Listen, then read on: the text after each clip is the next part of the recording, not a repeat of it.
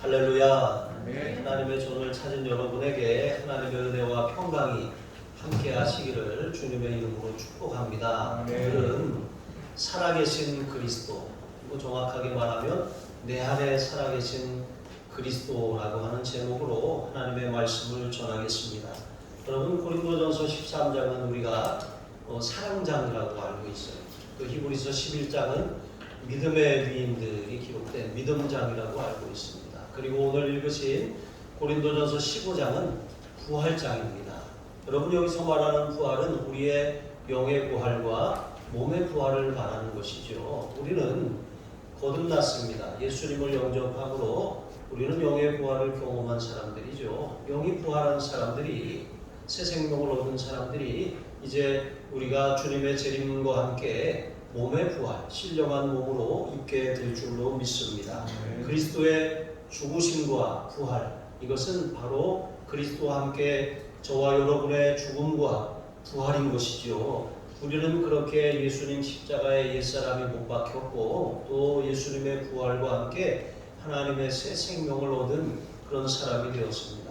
여러분, 하나님의 새 생명, 예수 그리스도의 영이 우리 안에 들어와 계시는 줄로 믿습니다. 그런데 많은 그리스도인들이 우리 안에 지금도 살아계셔서 역사하고 계시는 그 부활하신 주님을 인식하지 못하고 살아간다는데 안타까움이 있습니다. 여러분, 내 안에 살아계시는 주님을 붙드시는 귀한 시간 되시기를 주님의 이름으로 축복합니다. 첫 번째로 우리는 진리의 말씀을 들을 때 마음에 새겨야 합니다.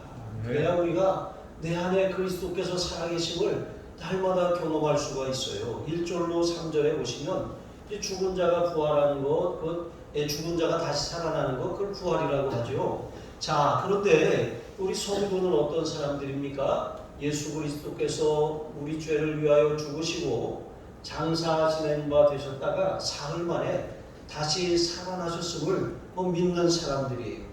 그런데 고린도 교회 성도들 가운데 일부가 예수님의 부활, 그러니까 부활 자체를 거부하고 믿지 못하는 사람들이 있었어요. 그러니까 헬라 철학의 영향을 받은 것이죠. 그래서 이 부활이 없다고 믿는 사람들에게 아니다, 부활이 없다고 말하는 것은 우리가 구원받지 못했다는 것이다. 우리는 예수 그리스도의 십자가의 죽으심과 부활의 그 신앙, 그 고백 위에 우리가 거듭났으며 그 위에 서 있는 것이다 라고 이렇게 말하는 것입니다. 여러분, 그렇습니다. 교회는 예수 그리스도의 십자가와 부활이라고 하는 그 고백의 신앙 위에 세워졌어요. 이 예수 그리스도의 십자가와 부활이 교회의 기초입니다. 그리고 예수 그리스도의 십자가와 부활을 믿는 것이 바로 우리 신앙의 기초고 토대예요. 이것이 없으면 성도라고 할 수가 없는 것이죠. 그래서 바울은 이 복음은 모든 믿는 자에게 구원을 주시는 하나님의 능력이 됨이라 말씀하고 있는 것처럼 복음의 내용, 복음의 핵심이 바로 예수님의 십자가와 부활이고 이 사실을 믿으면 하나님이 주시는 구원을 받은 것이라고 말씀하고 있는 것이죠. 오순절 성령 강림으로 인해서 성령 충만함을 받은 사도들이 나가서 전한 것, 그 말이 다른 것이 아닙니다. 그들은 사도행전 2장 36절의 말씀과 같이 너희가 십자가에 못 박은 이 예수를 하나님이 살리셔서 주와 그리스도가 되게 하셨느니라 라고 하는 진리를 전했어요. 그러니까 예수님의 죽으심과 부활, 그것이 우리가 믿는 것이고 우리가 전파하는 것의 복음의 핵심이라고 하는 것입니다. 여러분, 다른 사람들이 무엇을 믿습니까? 이렇게 물어보면 저는 예수님이 저를 위해 십자가에서 죽으시고 또 다시 부활하심으로 저에게 새 생명을 주셨음을 믿습니다.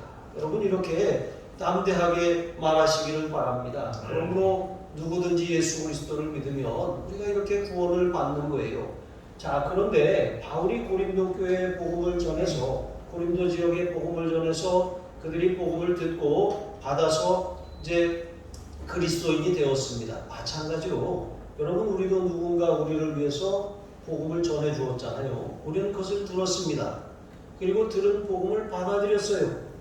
자, 그래서 우리가 복음을 통해서 예수님이 날 위해 죽으시고 날 위해 사셨구나라고 하는 사실을 우리가 깨달았잖아요. 믿었잖아요. 그래서 우리가 구원을 받았어요. 그 고백 위에, 그 믿음 위에 우리가 서 있게 된 것입니다. 그런데 여기 보니까 복음 위에, 복음 가운데 선 것, 그 선다라고 하는 것의 의미를 우리가 잘 되새길 필요가 있어요.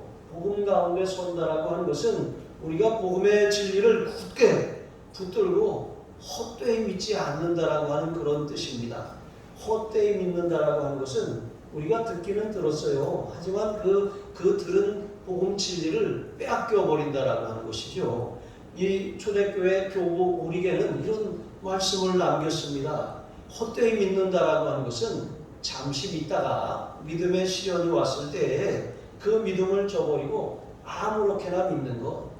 여러분, 이것이 바로 헛되이 믿는 것이라고 하는 것이죠. 우리가 복음 진리를 벗어나서 예수 믿는다고 할 수가 없는 거예요. 그것은 헛된 신앙이라고 말씀하고 있는 것입니다. 여러분은 중요한 물건을 잃어버린 그런 경험들을 한두 가지 정도 가지고 계실 거예요. 저도 어렸을 때 이제 어머니 심부름으로 아주 중요한 서류를 가지고 가서 도장을 받아갖고 다시 갖고 와야 되는 이제 그런 심부름을 이제 받았어요. 그래서 이 재개발 조합에 관련된 그런 서류였는데, 그것을 가지고 버스를 한 번 갈아타서 2번을 타고 이렇게 가서 도장을 받아갖고 다시 이렇게 왔습니다. 그런데 이 첫 번째 탄 버스에다가 그만 그 서류를 아무 생각 없이 놓고서 내리고 그 다음 버스를 타고서 온 거예요. 그래서 집에 거의 다 왔는데, 내가 그 서류 때문에 갔다 왔는데 그걸 놓고 온 거잖아요. 그래가지고 버스에서 내렸어요. 그래가지고 반대편 노선 그 버스를 타고 다시 갔습니다. 그래서 버스를 내려서 그 다음 버스를 이어서 타려고 하는데 주머니에 차비가 없는 거예요. 야, 이거 큰일 났다. 그리고 조금 있으면 이제 거기 그 관리사무소 직원이 퇴근할 그런 상황이 된 거예요. 이게 큰일 났잖아요. 이제 발을 동동 구르다가 주머니에 그때 공중전화 카드를 들고 다녔잖아요. 그 공중전화 카드를 전화기에 넣어보니까 거기에 이제 그 차비 이상 돈이 있는 거예요. 그래가지고 그거를 지나가는 사람을 붙들었어요. 그러면서 잠깐만 와보시라 그러면서 그 카드를 꽂아서 여기 이 전화 카드에 이만큼의 돈이 있는데 제가 어디를 가야 되는데 지금 차비가 없다. 이거 드릴 테니까 저한테 그 돈을 주시면 안 되겠냐. 그래서 제가 안타깝게도 그 카드를 주고 반값에 아주 그냥 헐값에 팔고 그 차비를 받아서 버스를 타고 갔어요. 근데 가면서도 마음이 편치 않는 거예요. 왜냐하면 이게 버스가 늦어서 퇴근하면 그만이잖아요. 그래서 이렇게 아무튼 이제 갔어요. 가가지고 딱 갔는데 그 버스 정류장에 딱 도착을 했는데 여러분 그 운전기사분이 운행했던 그 버스가 다시 나갔다는 거예요. 그러면서 그 기사님한테 전화를 했더니 뒤에 이렇게 보더니 그 서류가 차에 있다는 거예요. 그러면서 근데 지금은 못 오고 한 바퀴를 다시 돌아야지 온다는 거예요. 그래서 제가 거기서 또 버스 정류장에서 한참을 기다렸습니다. 그래서 그 서류를 받았어요. 받아갖고 이제 집으로 가야 되잖아요. 차비가 없잖아요. 버스를 한번 갈아타야 되는 그 거리를 걸어서 집에를 갔어요. 그래서 제가 그때 아주 큰 중요한 교훈을 얻었습니다. 정말 이 중요한 일을 할 때는 정신을 똑바로 차려야 되는구나. 여러분, 아주 그런 교훈을 얻고 돌아왔던 기억이 납니다. 여러분, 우리가 하나님의 말씀을 쉽게 들어요. 유튜브 채널을 돌리면 TV에도 많은 그런 이 복음방송 채널이 있죠. 너무나도 하나님의 말씀을 너무나도 쉽게 들을 수 있는 시대에 우리가 살고 있어요. 어떻게 보면 말씀의 홍수 시대를 살고 있습니다. 그러나 여러분, 홍수 때에 먹을 물이 없는 거예요. 오히려 가물 때에 그 물을 찾아서 우리가 갈 수 있지만 홍수 때에 물이 범람하면 정작 마실 물은 없는 것입니다. 우리가 하나님의 말씀이 홍수와 같이 쏟아지는 이 시대에 우리 마음이 그 말씀을 대하는 자세가 그 간절함과 사모함과 소중함이 사라져버렸다라고 하는 거예요. 그러니까 가볍게 듣고 가볍게 흘려버리는 것. 그러니까 마귀가 마치 하나님의 말씀, 이 씨앗이 밭에 떨어지는데 그 밭에 뿌려야 될 씨앗이 길가에 떨어졌어요. 그러니까 새들이 와서 그것을 그냥 먹어버리는 것처럼 하나님의 말씀을 가볍게 들으면 그 말씀이 아무리 우리에게 그 당시에 필요한 하나님의 음성이라고 할지라도 마귀가 그것을 채가버리는 거예요. 하나님의 말씀을 먹지 못하면 기가 이옵니다. 하나님의 말씀을 먹어야 될 때 먹지 못하면 기를 잃어버려요. 시편 119편 105절에 주의 말씀은 내 발의 등이요 내 길의 빛이니이다 그랬어요. 마치 이 길을 모르는 길을 찾아가는 사람이 표지판이 갑자기 사라진 것처럼 내비가 갑자기 목통이 된 것처럼 길을 잃어버리는 것입니다. 근데 남자들은 길 잃어버려도 절대로 다른 사람한테 안 물어보죠. 그래서 내비가 더 이렇게 잘 발달하는 것 같아요. 우리가 하나님의 말씀을 어떻게 여기느냐? 그 말씀의 가치를 내가 아느냐? 여러분, 그것이 우리의 삶의 태도를 결정하고 우리의 삶의 결국을 결정한다는 것을 우리가 기억해야 할 줄로 믿습니다. 하나님의 말씀을 소중하게 여기세요. 하나님의 말씀을 정말 내가 절대로 잃어버려서는 안 되는 그런 중요한 서류라고 그렇게 여기시기를 바랍니다. 그래서 모세는 신명기 6장 6절에 오늘 내가 내게 명하는 이 말씀을 너는 마음에 새기고 이렇게 말씀하셨어요. 그리고 신명기 30장 14절에는 오직 그 말씀이 내게 심히 가까워 내 입에 있으며 내 마음에 있은즉 내가 이를 행할 수 있느니라 말씀하셨습니다. 여러분, 하나님의 말씀을 우리가 소중히 여기려면 그것을 굳게 붙들어야 돼요. 그 말씀을 우리가 자꾸 생각하고 우리가 그것을 반복해서 읽고 마음에 그렇게 꼭 붙들어야 되는 것입니다. 그러면 그렇게 할 때 성령께서 그 말씀을 우리 마음에 각인시켜 주시는 거예요. 어떤 분이 저한테 만년필을 하나 선물해 주시면서 제 이름 이니셜을 거기다 새겨 주셨어요. 되게 제 이름이 거기 새겨져 있으니까 제 거잖아요. 그리고 그게 아주 중요한 것을 쓸 때는 꼭 그 펜을 사용해서 사용하는 것입니다. 거기 새기니까 그 만년필을 쓰지 않더라도 계속 찾게 되는 거예요. 여러분, 하나님의 말씀을 우리가 읽고 듣고 배우고 묵상하고 그것이 내 입에 붙게 하고 내 마음에 새겨지면 성령께서 그 말씀을 각인시켜 주셔요. 그래서 정작 우리가 필요한 그 순간에 그 말씀이 탁 떠오르게 하시는 거예요. 마치 어두운 방 안에 불이 탁 켜지듯이 하나님의 말씀이 길을 잃은 그 상황에서 탁 생각이 나게 하셔서 길이 되어 주시고 빛이 되어 주시는 줄로 믿습니다. 이스라엘 백성들이 광야에서 받은 훈련이 바로 이 순종의 훈련이에요. 말씀의 훈련입니다. 신명기 8장 2절로 3절에 보시면 내 하나님 여호와께서 이 40년 동안 너로 광야의 길을 걷게 하신 것을 기억하라. 이는 너를 낮추시며 너를 시험하사 그 명령을 지키는지 지키지 않는지 내 마음이 어떠한지 알려 하시니라.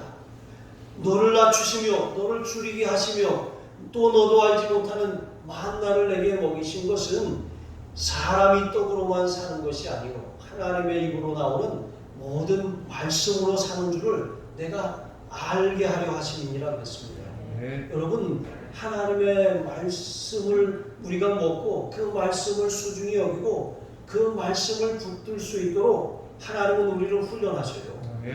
순종이 될 때까지 훈련하시는 거예요. 그것이 바로 광야의 학교입니다. 우리는 축복을 받기를 원하고 가나안 땅에 당장 들어가기를 원하지만 하나님께서는 우리가 훈련이 없이 축복을 주시지 않아요. 그러면 그 축복은 축복이 아니라 저주가 될 수가 있는 것입니다. 그래서 하나님은 반드시 하나님의 말씀을 통해서 연단을 받는 과정을 겪게 하시는 거예요. 여러분, 하나님의 말씀을 들었는데 알기는 알아요. 믿어져요. 그런데 순종이 안 될 때가 있잖아요.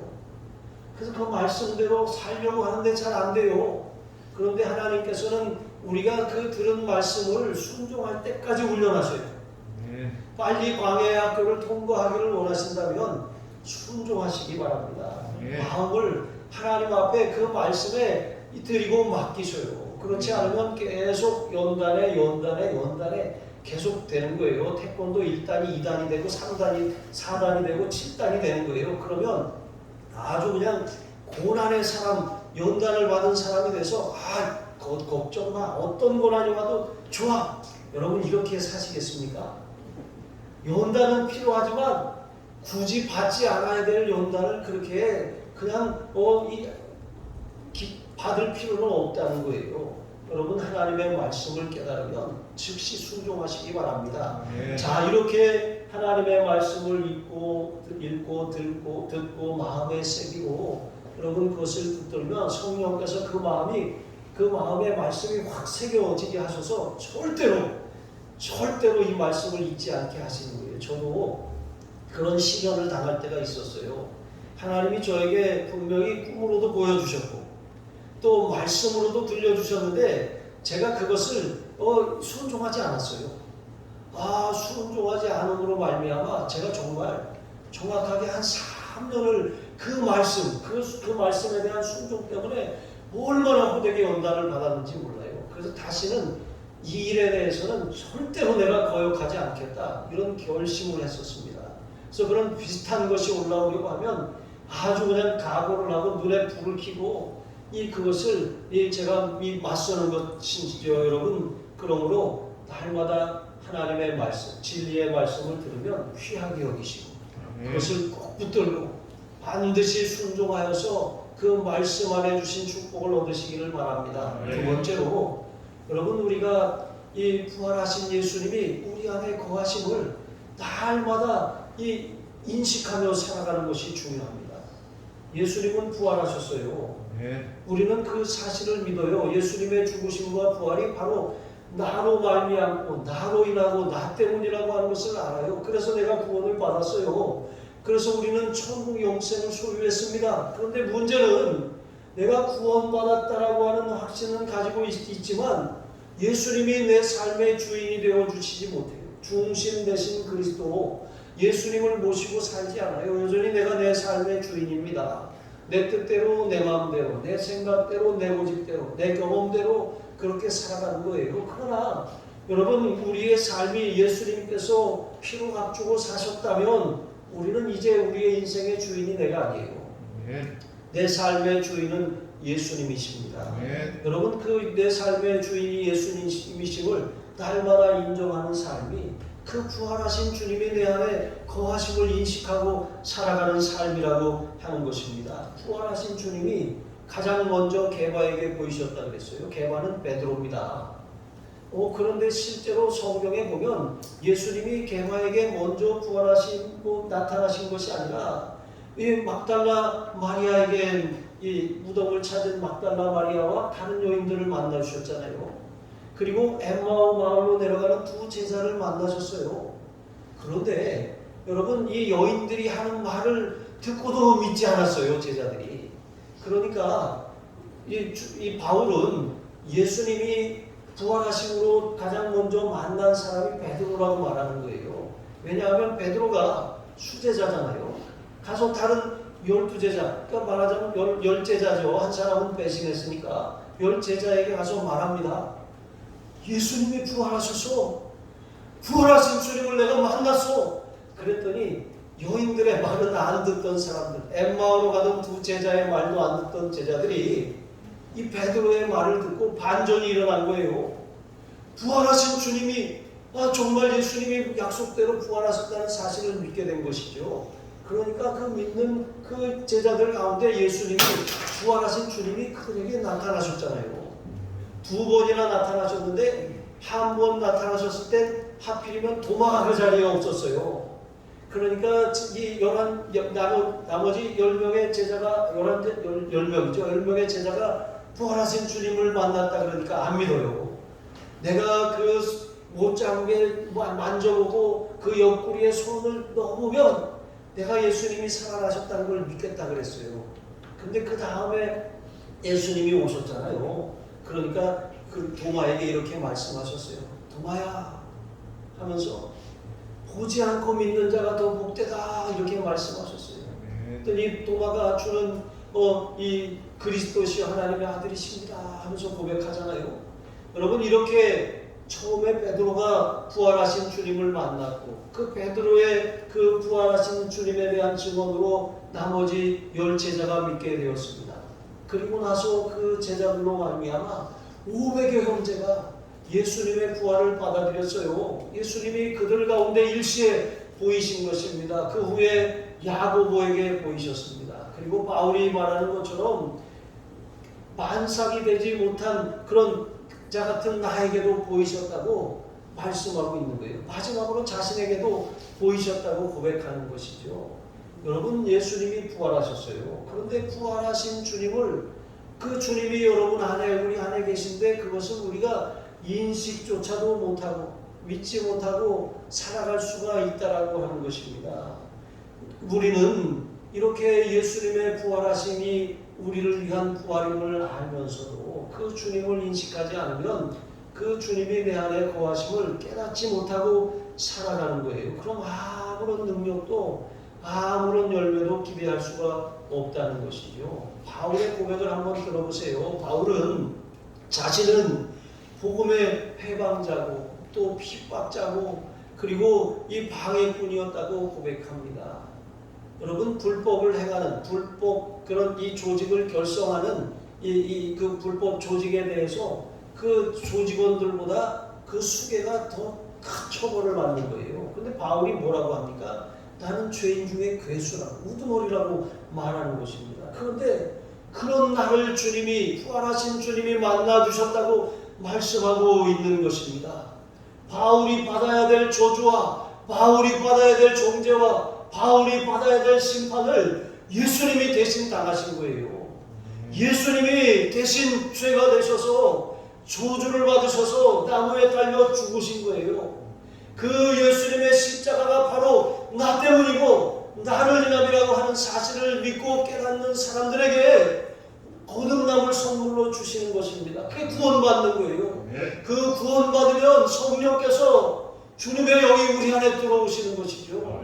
우리는 부활하신 주님이 우리 안에 계심을 믿는 사람들이에요. 그런데 믿는다고 하지만 여전히 그 부활하신 주님이 우리의 주인이 되지 못하고 우리가 주인된 삶을 살고 있는 것이 너무나도 안타까운 현실이라고 하는 거예요. 그래서 갈라디아서 2장 20절에 바울이 이렇게 고백합니다. 내가 그리스도와 함께, 내가 누굽니까? 바울 자신을 말하는 거예요. 십자가에 못 박혔나니 그런즉 이제는 내가 사는 것이 아니요 오직 내 안에 그리스도께서 사시는 것이라.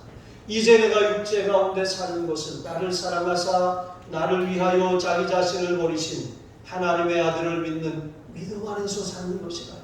여러분, 그렇습니다. 우리가 예수님의 죽으심과 부활을 믿는다라고 하는 것은 우리 안에 예수님이 거하신다는 거예요. 내 옛사람은 예수님 십자가에 함께 못 박혀 죽었어요. 내 삶의 주인이 더 이상 내가 아닙니다. 내가 사는 방식은 이제 내가 주인이 되어 사는 것이 아니라 나를 대신해서 주님이 사시는 거예요. 그런데 여전히 여러분, 우리는 육신에 살고 있는데 육신은 혼을 가졌고 이제 진정한 우리의 본질은 영이잖아요. 우리의 영이 지정의라고 하는 혼을 가지고 살고 있습니다. 육신 안에서. 이게 우리의 실체예요. 우리의 몸이 천국에 그대로 가는 게 아니에요. 우리의 몸은 썩어 없어지는 거예요. 흙으로 돌아가는 것입니다. 그래서 우리의 영혼이라고 하죠. 우리의 영혼이 주님의 재림과 함께 신령한 몸을 입고 부활하는 거예요. 이게 몸의 부활인 것입니다. 그러나 그 전에 영의 부활, 예수님을 주와 그리스도로 고백하고 우리의 영이 거듭난 사람, 하나님께 대하여 산 사람, 하나님의 생명을 받은 사람만 우리가 이 신령한 몸의 부활을 통해 신령한 몸을 입고 저 천국에 들어가게 되는 것이죠. 그러나 믿지 않는 사람들은 어떻게 됩니까? 몸의 부활을 하죠. 그러나 그 몸 다 이 고통 가운데, 절망 가운데 이 지옥 형벌을 영원토록 당하는 거예요. 영원토록. 육신의 몸이라면 한번 고통 당하고 끝나지만 끝이 없는 그런 저주 아래 갇히게 되는 것입니다. 그래서 우리가 예수님이 우리를 위해 죽으시고 우리를 위해 부활하셨다라고 하는 이 사실을 믿어서 죄 문제가 해결되고 하나님의 생명을 받아야 하는 것입니다. 자, 그렇게 바울은 부활하신 주님을 다메섹으로 가는 길에서 만났어요. 그렇게 만나고 난 다음에 그의 삶이 180도로 이렇게 이 반전이 일어나게 된 것 아니겠습니까? 우리도 예수님 십자가에 우리 옛사람이 못 박혔어요. 그러면 우리가 어떻게 하면 예수님이 우리의 주인 된 삶, 예수님이 나를 대신해서 사는 삶을 살 수 있을까? 그 말씀, 아까 읽어드린 말씀 뒤에 보면 하나님의 아들을 믿는 믿음 안에서 사는 것이라고 했어요. 다른 것을 믿는 것이 아니라 나 자신이나 돈이나 권력이나 세상이나 다른 어떤 것이 아니라 나를 대신해서 자신을 내어주신 하나님의 아들 예수 그리스도를 믿는 그 삶을 살아갈 때 여러분 우리는 주님이 부활하신 주님이 우리 안에 거하시는 삶을 사는 것이라고 하는 사실을 여러분 기억하시기 바랍니다. 주님이 우리 안에 오셨어요. 성령으로 오셨습니다. 성령으로 내 안에 오시고 나와 함께 하시고 내 위에 성령의 기름을 부어주시면 우리는 놀라운 부활의 증인으로 살아갈 수가 있어요. 내가 내 안에 살아계신 주님을 내가 알지 못하면 우리는 누구에게도 전할 수가 없는 것이죠. 누구에게도 담대하게 부활의 증인으로 살아갈 수 없습니다. 그러나 부활하신 주님이 내 안에 거하심을 분명히 깨달으면 우리는 담대한 증인이 될 수 있음을 여러분 기억하시기 바랍니다. 세 번째로 우리가 날마다 우리와 함께 하시는 하나님의 은혜를 경험하고 그 은혜가 우리에게 임해야 함을 여러분 깨달으시기 바랍니다. 은혜가 필요해요. 은혜라고 하는 것은 마치 가물깨를 위해서 저장해 놓은 저수지의 물과 같아요. 그런데 이스라엘 백성들이 두 가지 악을 행했다고 했어요. 하나는 이 생수에 근원된 영혼을 버린 것과 스스로 웅덩이를 판 것이에요. 우리의 삶에 우리는 하나님의 은혜로 살아요. 하나님이 주신 은혜는 이 물을 아무리 갖다 써도 없어지지 않는 큰 저수지와도 같아요. 그런데 하나님을 의지하지 않고 그 은혜를 힘입어 살지 않고 자기 스스로 웅덩이를 파고 살아가는 이러한 삶은 그 물을 저축하지 못할 터진 웅덩이를 가지고 사는 사람과 같다는 거예요. 그래서 우리가 하나님의 은혜가 정말 중요한데 바울이 9절로 11절에 보시면 앞에 그가 함께 하시는 하나님의 은혜, 이제 그 은혜로 시작해서 그 은혜로 그 모든 것을 그렇게 이룰 수 있었다고 고백하는 것을 볼 수가 있습니다. 자신은 다른 사도들과 다르게 예수님의 공생애를 함께 하지 않았어요. 믿지도 않았을 뿐만 아니라 오히려 예수님의 이 부활을 전하는 증인들에 대해서 핍박하고 잡아가지고 그리스도의 대적자가 되었던 것입니다. 그런데 어느 날 갑자기 부활하신 주님이 그를 만나셨잖아요. 그러니까 갑자기 만삭되지 못하여 난 사람 마냥 어느 날 갑자기 툭 튀어나온 거예요. 그 8개월, 10개월 이렇게 8개월에 나오고 7개월에 나오고 예전에는 별로 좋지 않게 얘기했잖아요. 근데 저희 첫째 아이도 8개월 만에 양수가 터져가지고 나올 뻔했어요. 그래서 한 달 동안 이 을지병원, 대학병원에 꼼짝않고 이렇게 누워 있었던 적이 있었거든요. 근데 이 바울이 이 말을 하는 것은 그것을 뭐 피하거나 그렇게 좋지 않게 얘기하는 것이 아니라 다른 사도들은 예수님의 공생애를 함께 했어요. 잘 훈련받았어요. 그리고 부활하신 주님을 만났어요. 그리고 그들은 부활의 담대한 증인으로 쓰임받았다는 것이죠. 그러나 자신은 어때요? 핍박자고 원수였다는 거예요. 그런데 어느 날 갑자기 주님이 그를 갑자기 만나주셔서 꼭 부러뜨리시고 그 극적인 그런 이 만남을 통해서 그를 이방인의 사도로 부으셨잖아요.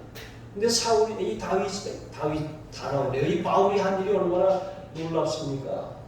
바울은 이 성경에 이 많은 서신서들이 있는데 그 서신서들은 복음의 기초를 세우는 아주 중요한 그런 이 교리이며 복음의 핵심입니다. 그 많은 서신서들을 바울이 쓰게 된 것이죠. 그리고 이 바울은 또 어떻습니까? 그는 정말 이 1차, 2차, 3차 또 4차 전도 여행이라고 하는데 바울이 그 스페인에 가서 복음을 전했다고 하죠. 그가 그 4차 전도 여행을 통해서 많은 교회들을 세웠어요. 그리고 그 교회에 아주 위대한 지도자들을 거기에 세운 것이죠. 근데 그 지도자들 우리가 알고 있는 이 디도와 같은 그런 사람들입니다. 정말 위대한 그런 이 사람이죠. 그러한 사람들을 통해서 이 바울이 전한 복음이 놀랍게 전 유럽과 아시아로 확산되었던 것입니다. 이렇게 큰 일을 할 수 있었던 것, 그가 뭐라고 말합니까? 하나님이 내게 부어주신 은혜 때문이라고 말씀하고 있는 것입니다. 네. 여러분, 우리가 내 힘으로 하는 사람과 하나님의 은혜에 이 호수에다가 그렇게 줄을 대서 그 공급받음으로 사는 사람과는 다른 거예요. 완전 천지차이인 것입니다. 내 힘으로 하는 사람은 이 웅덩이가 어느 날 갈라져 터질 수가 있어요. 이 팔레스틴의 웅덩이들, 그 웅덩이들은 이제 구덩이를 파고 거기다가 이제 물을 채워 넣는데 이게 석회질이기 때문에 이렇게 파놓으면 거기가 이제 그것이 햇빛을 받아서 딱딱하게 굳어지는 거예요, 겉에가. 그런데 비가 오거나 하면 물을 받아놓잖아요. 안 흘러가게 받아놓는데 문제는 지진이 자주 일어나요. 크고 작은 지진들이 자꾸 일어나서 이 웅덩이가 쉽게 터져버리고 금이 가서 다 새버린다는 거예요. 이스라엘의 모습이 그렇다는 거예요. 가나안 땅에서 살아가는 방식은 하나님이 이른 비와 늦은 비를 때를 따라 주셔야 돼요. 네. 하나님이 이슬을 내려주셔야 됩니다. 날마다. 네. 그런데 하나님을 등지고 하나님을 떠나니까 하늘이 닫혀버렸어요. 비가 오지 않으니까 비가 와도 아주 조금 물을 담을 정도고 물을 구하기 어려우니까 이제 비 왔을 때 우리가 모아두자 하고 웅덩이를 파놨다는 거예요. 그러나 지진 한 방에 다 끝나버리는 것이죠. 우리의 인생의 모습이 하나님 없는 인생, 하나님의 은혜로 살지 않고 내가 내 방법으로 살아가는 사람의 삶이 바로 이와 같다라고 하는 것입니다. 그것은 고갈될 수밖에 없는 거예요. 우리가 은혜로 봉사하고 은혜로 섬기고 은혜로 가정을 이끌고 은혜로 사업을 이끌고 은혜로 살아가야 돼요. 하나님의 은혜를 날마다 부어주셔야 하는 것입니다. 네. 여러분, 이 환경오염이라고 하는 거, 그것은 막 이산화 탄소를 막 배출해요. 산소를 잡아먹습니다. 마치 우리가 죄를 지으면 하늘의 문이 닫히고 은혜가 딱 중단이 되잖아요. 이것처럼 은혜를 갉아먹는 게 바로 죄라고 하는 거예요. 우리는 죄를 가볍게 여기면 안 되는 것입니다. 내가 거룩하니 너희도 거룩하라고 말씀하신 것처럼 죄가 얼마나 우리의 삶에 은혜의 웅덩이에 금을 가게 만들고 얼마나 하늘의 문을 닫히게 만드는지 그것을 깨닫는다면 절대로 우리가 죄를 가볍게 여기지 않습니다. 그리고 죄를 지으면 어떻게 합니까? 빨리 해결해야 돼요. 빨리 회개하고 주님의 보혈로 씻어야 하는 것입니다. 여러분, 반대로 이 나무를 심으면 어떻습니까? 나무는 탄소를 잡아먹어요. 그리고 산소를 내뿜어요. 마찬가지로 우리가 은혜 받는 자리를 사모해서 은혜의 자리에 간절히 사모함으로 나아가서 은혜를 자꾸 받으면 여러분 어떻습니까? 삶에 막 활력이 생기는 거예요. 하나님의 능력이 나타나고 열매가 나타나는 거예요. 은혜 받은 사람의 삶과 은혜 없이 자기 힘으로 살아가는 삶의 차이가 이게 천지의 차이가 된다는 것입니다. 여러분, 다음 주부터 주일 10월 2일 주일 저녁 8시부터 10시까지, 월요일 저녁 8시부터 10시까지, 화요일도 수요일도 목요일도 금요일도 토요일까지 8일까지 저녁 8시부터 10시까지 성령 다락방 밤기도회를 할 거예요. 우리가 이제 이 모세가 십계명을 받으러 이 산에 올라갈 때 하나님께서 이제 그들과 그 모세와 만나 주시고 또 이 모세 또 아론과 70인의 장로들과 이 레위인들을 가까이 나오게 했거든요. 그런데 하나님이 그들을 만나 주실 때 6일 동안 빽빽한 구름과 하나님의 임재가 나타나기 전에 전조 이 증상만 있었거든요. 그런데 7일째 되는 날 하나님이 그들을 만나 주셨어요. 네. 여러분 이 7이라고 하는 수는 완전수예요. 그러니까 우리가 되도록이면 일주일 동안 다 나오시고, 그리고 시간을 다 내기 어려우시면 퐁당퐁당이라도 나오시고, 그리고 그것도 안 된다 싶으면 마지막 날은 꼭 나오세요. 토요일 밤에는. 이 중요한 마지막 날 7일입니다. 하나님께서는 아침에 새벽에 6시에 온 사람이나 뭐 9시에 아침에 온 사람이나 12시에 온 사람이나 오후 3시에 온 사람이나 똑같이 주셔요. 그러니까 그런 마음으로 최선을 다해서 나오라고 말씀을 드리는 겁니다. 은혜를 받아야, 하나님의 은혜가 임해야 우리의 주변이 살아납니다. 은혜가 임해야 내 심령이 살고, 가족이 살고, 자녀가 살고, 내 삶이 회복되고, 사업이 회복되고, 인생이 회복될 수 있는 줄로 믿습니다. 바울이 이렇게 고백하잖아요. 나의 나된 것은 오직 나와 함께 하시는 하나님의 은혜로라. 여러분, 함께 하시는 하나님의 은혜가 중단되면 우리의 삶에 나의 나된 것, 그냥 옛날에 이랬었더라 라고 하는 옛날 얘기만 할 수밖에 없는 거예요. 옛날이 뭐가 중요합니까? 지금은 어때요? 지금 아무것도 할 말이 없어요. 미래가 보입니까? 우리가 오늘 주님을 만나지 않는다, 오늘 주님의 은혜를 우리의 삶에 끌어다 대지 않는다면 옛날 얘기만, 옛날에 이런 은혜를 받았어, 옛날에 이런 능력이 나타났어, 옛날에 이런 일을 했어, 그냥 옛날로 끝나요. 하지만 오늘 은혜를 받으면 미래가 있습니다. 내일이 열리는 거예요. 장래가, 하나님이 주시는 장래가 있게 되는 줄로 믿습니다. 하나님께서 우리에게 우리의 미래를 밝게 하시고 장래에 희망을 주시는 분이심을 여러분 기억하시기 바랍니다. 은혜를 부어주시면 계속 할 수 있어요. 바울이 이렇게 위대한 일들을 이루게 된 것, 모든 사도보다 더 많은 일들을 할 수 있었던 것, 그 자기 자랑하는 거 아니에요. 지 자랑하는 게 아니라, 여러분 이 모든 것 하나님의 은혜로 함께 하셨다라고 말하는 것이죠. 여러분 그와 같은 복을 받으시기를 바랍니다. 하나님의 넘치는 은혜를 받으셔요. 그럼 나중에 간증할 때 어떻게 이렇게 복을 받았습니까? 아니 어떻게 이런 큰 그런 일을 해낼 수 있었습니까? 하나님의 은혜예요. 그 은혜 이 호수에 내가 줄을 대니까 이 놀라운 일들이 일어난 거예요. 여러분 이렇게 고백할 수 있기를 바랍니다. 주님의 이름으로 이 은혜 붙들려 살아가시기를 축복합니다. 기도하시겠습니다. 하나님 아버지, 진리의 말씀이 들려질 때, 또 진리의 말씀을 읽을 때, 그것을 배우고 암송할 때 하나님 그 말씀을 소중하게 여기고 간직하게 하여 주시옵소서. 절대 빼앗기지 않게 하여 주시옵소서. 무엇보다도 진리의 핵심인 예수 그리스도의 십자가와 부활을 우리가 이 날마다 의지하고 예수님이 내 안에 거하심을 믿고 예수님과 함께 살아가게 하여 주시옵소서. 예수님을 통해서 우리 안에 주시는 그 하나님의 은혜, 내 삶의 주인이 내가 아니라 예수님을 중심으로 모시고 살아갈 때 날마다 그 하늘의 은혜가 끊이지 않는 그런 은혜로 함께 하시는 삶을 살게 하여 주시옵소서. 감사합니다. 축복합니다. 예수님의 이름으로 기도합니다. 아멘.